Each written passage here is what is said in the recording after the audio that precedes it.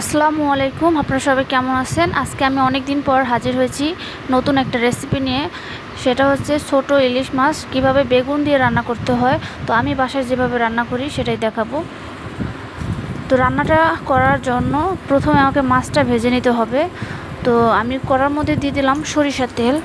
তো সরিষার তেলটা যখন গরম হয়ে যাবে, এরপরে আমি এই মাছগুলো আমি ভেজে নিব।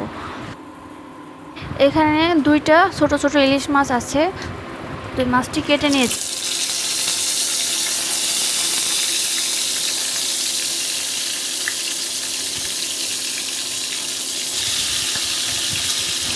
তো এখন মাছগুলো আমি ভেজে নিব, মোটামুটি ভেজে নিব, খুব বেশি ভাজবো না।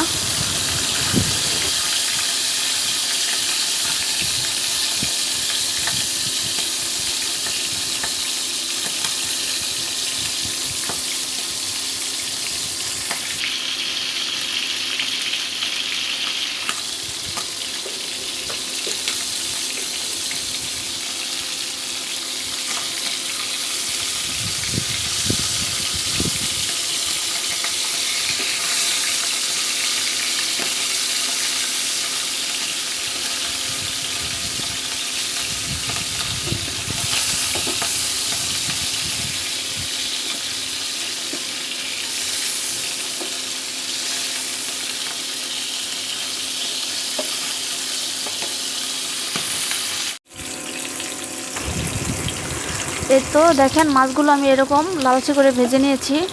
তো এরপর মাছগুলো আমি উঠিয়ে নিব, তারপরে বাকি মশলাগুলো এর মধ্যে ভেজে নিব। তো এখন আমি দিয়ে দিব জিরা। এখানে যে বেটে না নিয়ে জিরাটা দিয়ে দিলাম, আস্ত জিরাটা দিয়ে একটু তেলের মধ্যে, গরম তেলের মধ্যে দিয়ে দিয়েছি।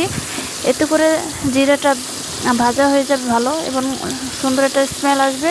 এর মধ্যে দিয়ে দিলাম পেঁয়াজ কুচি। পেঁয়াজ কুচিটাও ভালোভাবে একটু ভেজে নেব। এরপরে হলুদ আর মরিচটা দিব, পরিমাণ মতো লবণটাও দিব।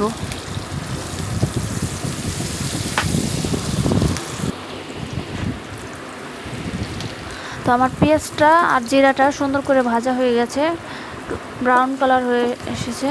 তো আপনারা যদি মাছের কালারটা একটু গাঢ় লালচে লালচে করতে চান, তাহলে পেঁয়াজটা ভালো করে ভেজে নেবেন, তাহলে কালারটা লাল আসবে। তো এখন আমি দিয়ে দিব এই যে বেগুনগুলো। দেখেন, এই লম্বা বেগুনগুলো আমি কেটে ধুয়ে পরিষ্কার করে রেখেছি। তো এখন এই বেগুনগুলো এই পেঁয়াজ এবং জিরার মধ্যে দিয়ে কিছুক্ষণ ভেজে নেব।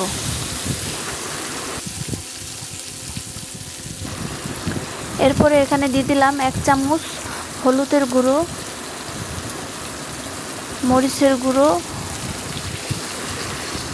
এবং লবণ দিলাম 1 চামচ। তো এখন এই তরকারিগুলো ভালোভাবে একটুখানি কষিয়ে নিব। এরপরে পানি দিয়ে মাছগুলো দিয়ে ঢেকে দেব।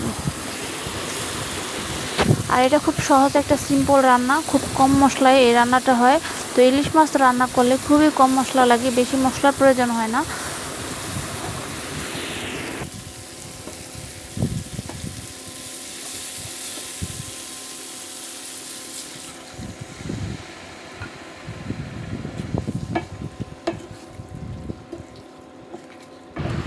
তো পানি দেওয়ার পরে এখন আমি কিছুক্ষণ ঢেকে রান্না করে নিব। বেগুনটা যখন সিদ্ধ হয়ে যাবে, এখন আমি মাছগুলো দিয়ে দেব। মাছগুলো দিয়ে একেবারে ঢেকে দেব। যখন বেগুনটা সিদ্ধ হয়ে যাবে, এরপরে তো ফিরে আসলাম আমি, এসে দেখি এখনও বেগুনটা আরও কিছুক্ষণ বাকি আছে। তো বাকি সময়গুলো রান্না করে নেব।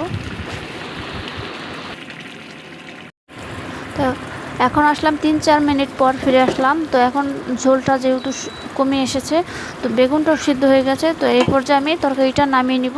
তো হয়ে গেল আমার ইলিশ মাছ দিয়ে বেগুন রান্না। তো আজকের ভিডিও শেষ করলাম, দেখা হবে নতুন কোনো ভিডিওর সাথে। আসসালামু আলাইকুম।